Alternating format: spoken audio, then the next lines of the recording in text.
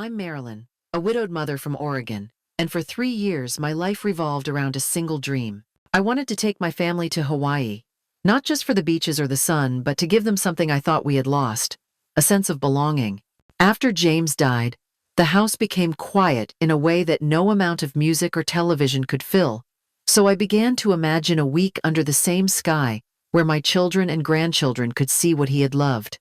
That dream gave me purpose.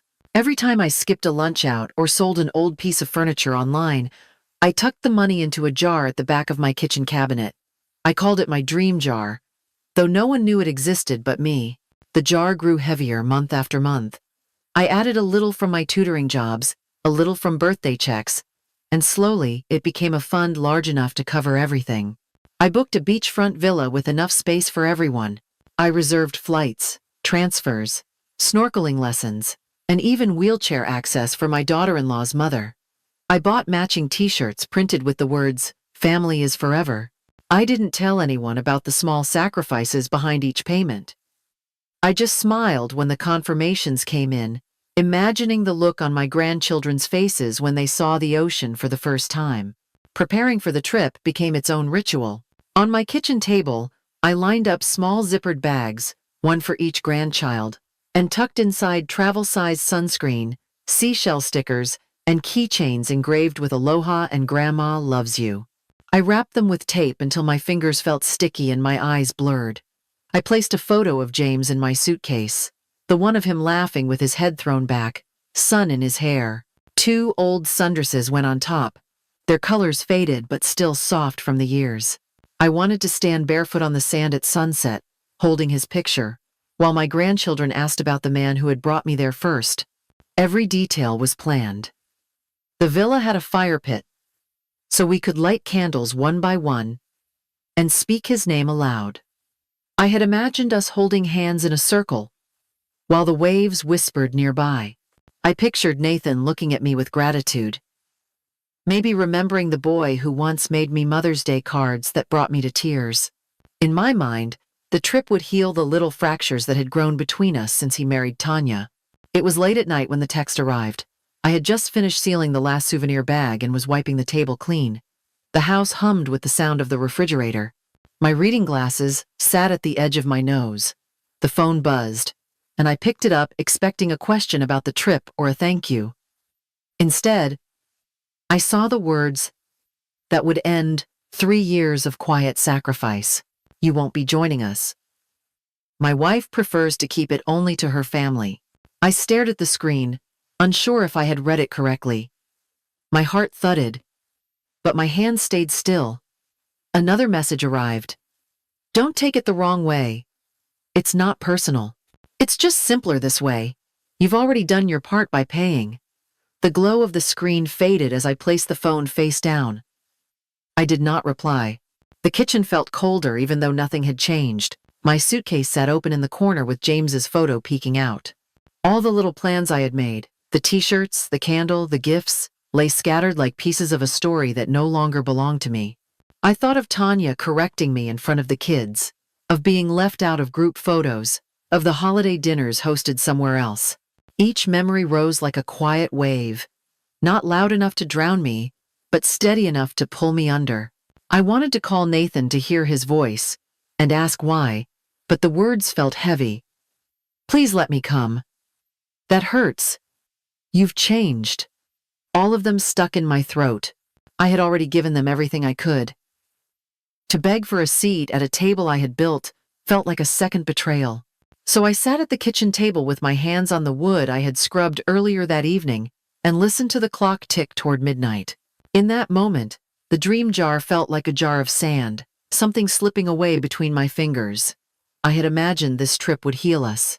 Instead, it had shown me exactly where I stood, outside the frame of the family photo I had been trying to hold together. I closed my eyes and took a breath, the kind that hurts going in. I was not angry yet, not even sad, just stunned by the clarity of it all.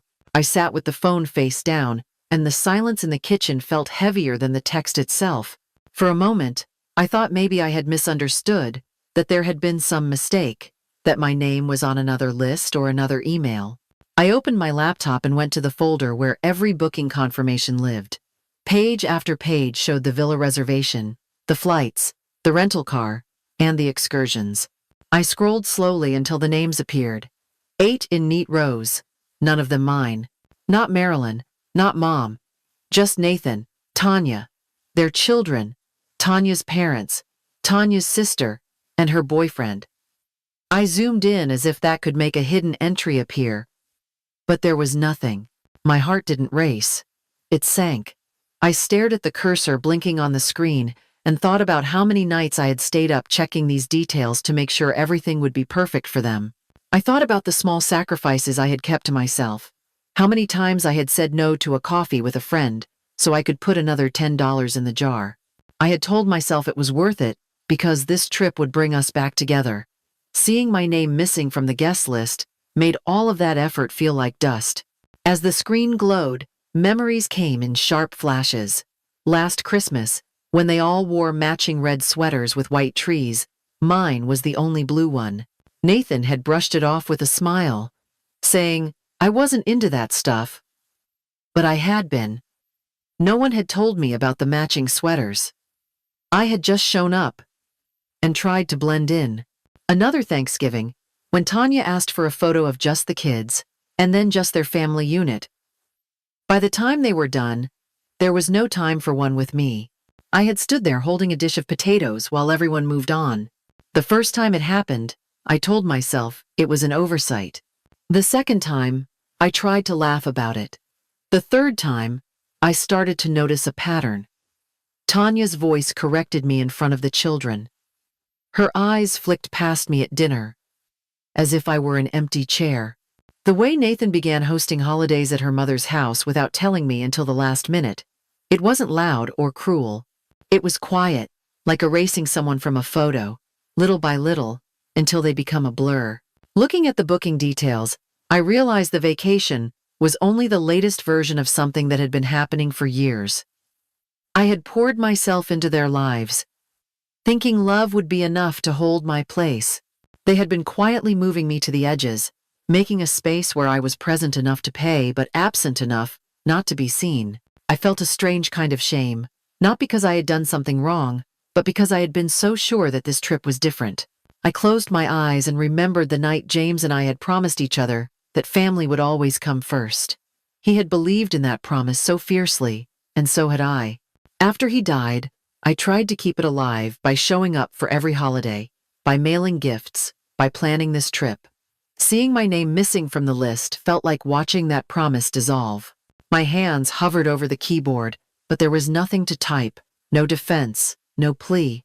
The room around me stayed still. The hum of the refrigerator, the soft ticking of the clock, and the suitcase in the corner all reminded me of the life I had built around a story that no longer included me. I thought of the t-shirts folded in a box. Family is forever printed across the front. And how ironic the words looked now. For the first time in 3 years, I let myself see the truth without excuses. This vacation was not a bridge, it was a line drawn to keep me out. I leaned back in my chair and stared at the ceiling until my eyes stung. The pain wasn't sharp. It was slow and heavy, like water filling a room. Yet, under that weight, something began to shift. It wasn't anger. Not yet. It was the faint awareness that maybe, for the first time, I had to stop asking for space at their table and start deciding where I would sit on my own. After a while, I stood up and walked to the den, where my old laptop rested. The keys still had the faint smell of peppermint tea from nights I stayed up reviewing travel plans. I opened the folder, marked Hawaii Travel Fund, and clicked through to the banking page. My login came easily. Muscle memory. Not thought. The numbers loaded slowly, line by line, until the full picture settled on the screen. Total balance: $21,763.84. Every penny from the jar, the tutoring, the little sacrifices no one noticed. All mine. I clicked on the linked accounts tab and counted 6 cards. The resort, the airline, the rental company, excursions, meals, entertainment. Each one is connected to this single fund. And in bold letters at the top of the screen, one name appeared: Marilyn Rose Monroe. Underneath that, a field labeled Authorized Users. It was blank. No cosigners, no alternate access, no shared permissions, just me. I scrolled further. Each transaction listed the last 4 digits of my card. Every booking confirmation matched my email address. There were no other fingerprints on this trip but mine. Somehow, I had convinced myself that I was just part of the team, that this was a family effort. But the evidence in front of me told another story. It was never shared. It was mine from the start. I leaned back in the chair. Not shocked. Not angry. Just clear. They had taken something that was never theirs to begin with and assumed they could use it without asking. I thought about that line from the text. You've already done your part by paying. And for the first time, I understood how wrong that was. Paying was not a part. It was the whole. My eyes landed on a small toggle at the bottom of the page. Transaction lock. Freeze mode. A note beneath it read, activate to pause all outgoing charges. Manual reactivation required. I didn't touch it. Not yet. But for the first time since the message, I didn't feel powerless. I felt something else instead. Not relief. Not revenge. Just the quiet sense that maybe I didn't have to keep playing the role they had written for me. The good mother. The quiet giver. The smiling ghost in the background. Maybe I was allowed to step out of the frame they had cropped me from. The night before their flight, I sat at my desk with a cup of tea and opened my calendar. Their departure time was listed at 10:45 a.m. out of LAX. If they followed standard airport routines, they'd arrive by 8:30, maybe earlier if Tanya was in charge. I circled 8. 15 inches red, and wrote one word next to it. Freeze. Not out of anger, but out of precision. That morning, I woke up early. I didn't rush. I folded laundry, poured myself another cup, and let the house stay quiet. At exactly 8:10, I logged into my bank account. The cursor blinked beneath the freeze toggle. I hovered, reading the message one last time. All linked cards will be disabled immediately. I clicked. A soft beep. A slight refresh. And it was done. No alarms. No warnings. Just silence. 5 minutes passed. Then 10. At 8:27, my phone buzzed once. Nathan. Hey. Getting a weird error at check-in. Can you check the travel account real quick? I didn't reply. Another buzz.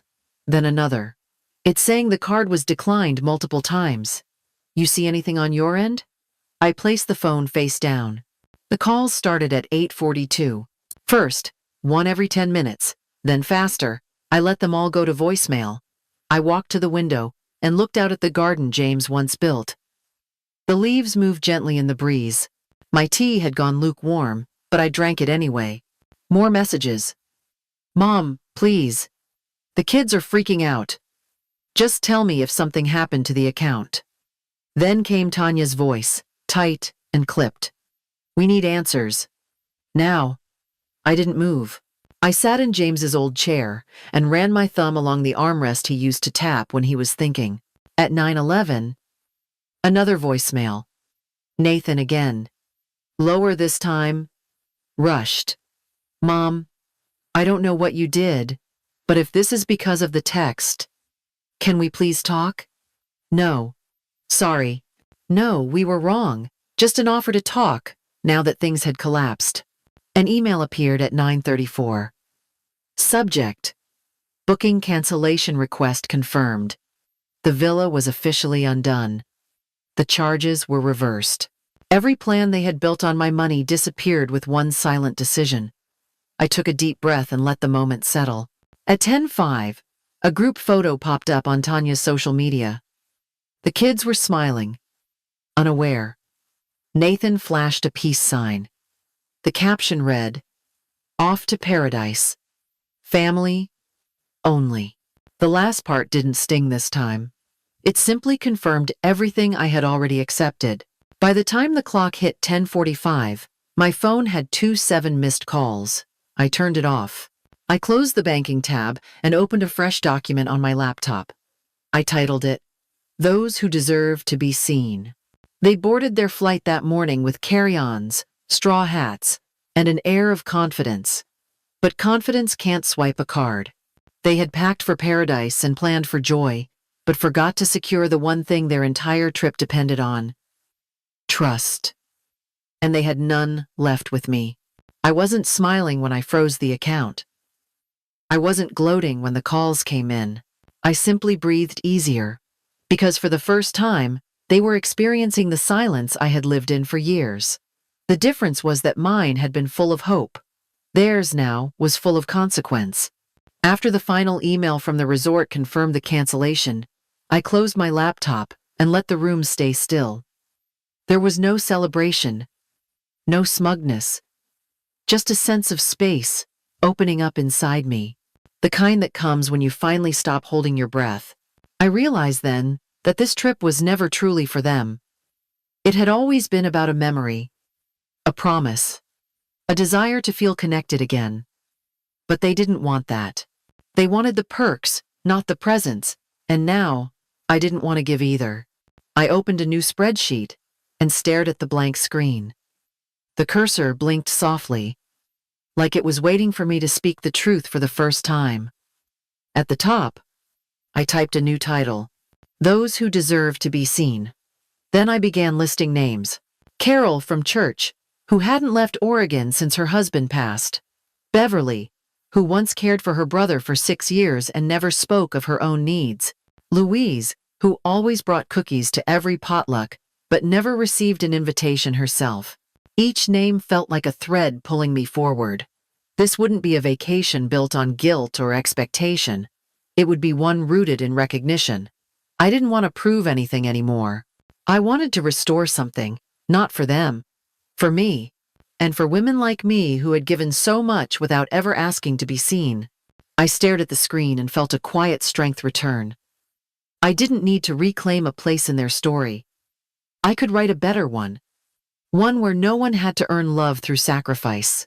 One where we packed bags not to be included but to feel whole again. When we arrived at the villa, it was just past sunset. The air smelled like salt and hibiscus, soft and warm against our skin. Carol stepped out first and let out a quiet breath that sounded like wonder. Beverly touched the porch rail and said it reminded her of her childhood home. No one spoke loudly. There was no rush to unpack or organize. We were already where we needed to be. The house opened wide, like an embrace. White curtains billowed in the breeze. The dining table sat beneath string lights. Long enough for 6 women to sit, without crowding. Close enough to feel connected. We didn't talk about who hadn't come. We didn't compare wounds. Instead, we set our bags down, looked at each other, and smiled like we'd made it somewhere sacred. That night, after dinner, I brought out the candles. 6 in total. Lavender scented. 1 for each of us. I placed James's photo at the center of the table. He smiled the same mischievous smile he had on our honeymoon, caught forever in a sunbeam. No one asked me to move it. No one made a comment. They just watched and waited. We lit the candles one by one. Each woman said a sentence they wished someone had told them when they were younger. Beverly said, "You are not invisible." Carol said, "You are not responsible for everyone's happiness." Frances whispered, "You are still allowed to dream." When it was my turn, I said, "You don't have to keep proving you deserve love." Then we sat in silence, watching the flames flicker like small truths finding their way home. Over the next few days, the house filled with a kind of joy that didn't need photos to prove it happened. We cooked together, barefoot in the kitchen. Beverly taught Carol how to hula with a flower tucked behind her ear. Louise brought out a deck of cards and beat us all at poker.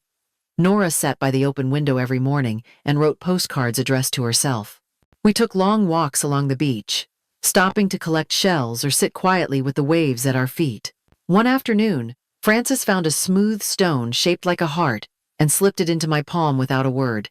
We napped in hammocks, drank iced tea until it went warm, and stayed up too late, telling stories no one had ever asked to hear. There was laughter, yes, but not the kind that needs to be loud. It was the low, full kind that comes from relief, from recognition, from being seen without having to explain who you used to be. For the first time in a long time, I didn't feel like someone's role. I felt like a person, not a bank, not a guest, not the woman they forgot to include. Just me. No one asked about my son. No one asked why I had brought them there. It didn't matter. What mattered was that we had come, that we were here, that the stories at the table were ours to tell, not because someone finally gave us permission, but because we gave it to ourselves. On the last night, we sat on the back patio under a sky so clear you could see the curve of every star. We didn't make speeches. We didn't need to. The ocean spoke in gentle waves, and we listened like women who had finally arrived at a place that had always been waiting. 3 days after I got home, after the sand had been shaken from my shoes and the last suitcase had been left by the door, the email arrived. The subject line read, "Just want to clear the air." It was from Nathan. His tone was flat, wrapped in half apologies and vague acknowledgments. He said the trip hadn't gone as planned, that maybe things could have been handled better, that Tanya was stressed and hadn't meant to exclude me. Then, in the final paragraph, came the question, could I return the deposit they'd given me? Or at least part of it? I read the email once, then again. Each time my eyes caught on that word. Deposit. As if they had invested something. As if I had held something of theirs. I opened the banking app and checked the original transactions.